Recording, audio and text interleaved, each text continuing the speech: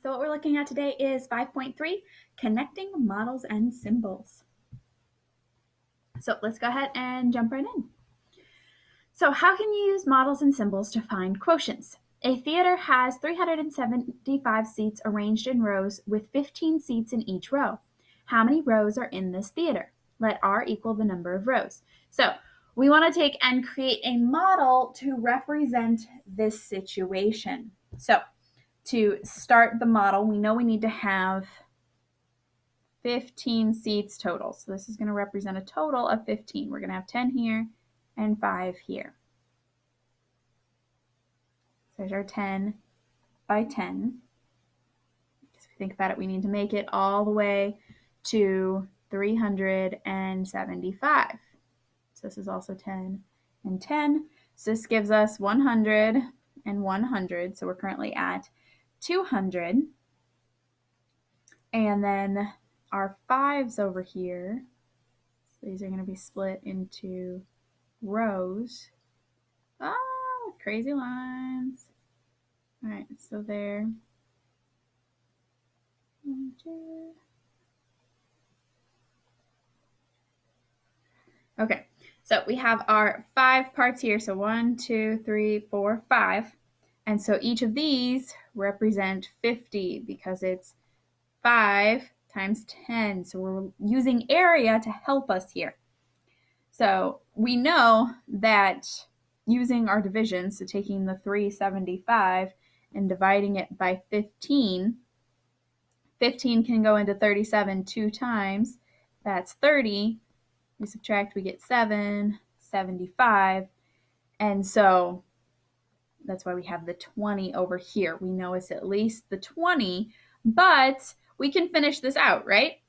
Because it's more than just 20 because we have the 5 that we need to drop down.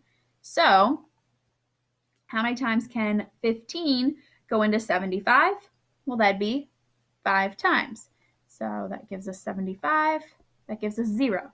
So it should be 25. So we need to extend this and make this 5.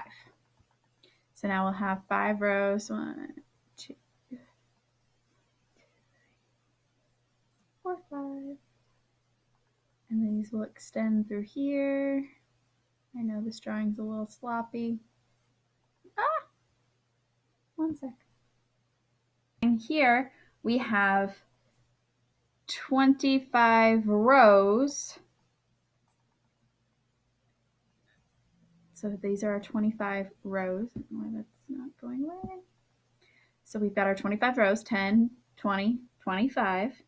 We've got 15 seats in each row represented here. And if we look, we've got 100, 100. This is going to be 50. I don't know what it's doing. Okay, that was 50 before it undid everything I had done. Let's see. Okay, there we go. So that's 50. So we have 150, 200, 250, and then, 200, 250, 300, 350. And then here we've got 5 by 5, which means we have 25. And if we add that to our 350, we end up with 375. So there are 25 rows in the theater. Now, for some of you, I know taking and making a drawing like this is just going to confuse you more, and that's perfectly fine. Not everybody needs a drawing like this to help them visualize the division, but you can use a drawing like this. You can use models to help you see the division. So taking the total area and seeing, the 15 times 25 gives us 375. And seeing how that splits apart and how we get that value. So by no means are you required to take and draw these. It'll say on your assignment to draw a model if needed, or draw a model. If it confuses you, don't have to. It's just a way to help you visualize the division, to maybe help you understand it a little bit better for those of you that it will help. So your keyword for this lesson is connecting, because we're looking at connecting the models and the division together. So we'll go through a few more examples. By 12, so 288 divided by 12. So we're trying to find out for area 12 times what is going to give us 288. So 12 can go into 28 how many times? Twice. That's 24. 28 minus 24 is 4. We bring down our 8. 12 can go into 48 how many times? 4 times. That's 48. The remainder is 0. So our answer is 24. The next one, we have 608 divided by 16. How many times can 16 go into 60? Well, 16 times 2 is 32. 16 times 3 is 48. 16 times 4 is 64. So 4 is too much, so it's going to go in there 3 times. So we end up with 48. So that's 3. This is 48. So if we take 60 minus 48, we're going to get 12, which is less than our 16, so we're doing it right. We bring down our 8. Now, how many times can 16 go into 128? So we know 4 was 64. If we go up by another 16, 16 times 5 is 80. 16 times 6 is 96. 16 times 7 is 112, getting closer. 16 times 8 is 128. So it's 8. So 128.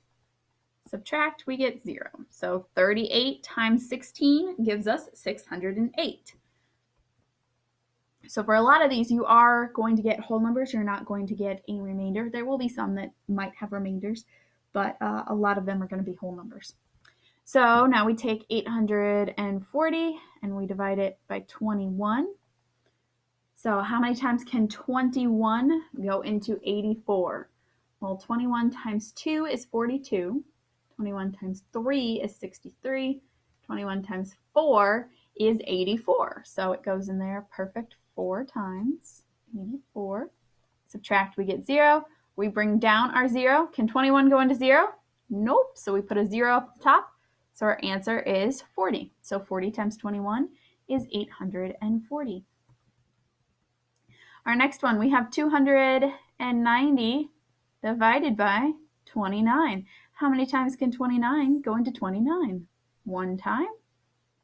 We subtract these, we get 0. We bring down our 0. How many times can 29 go into 0? 0 times. This one is 10. So like I said, a lot of these are going to take and give you that nice whole number since we're looking at connecting it with the models. And with the models, we want it to find the area of a rectangle. And so when these work out perfectly, it does give us dimensions for the area of a rectangle. So if you guys have any questions, feel free to ask. Have a great day.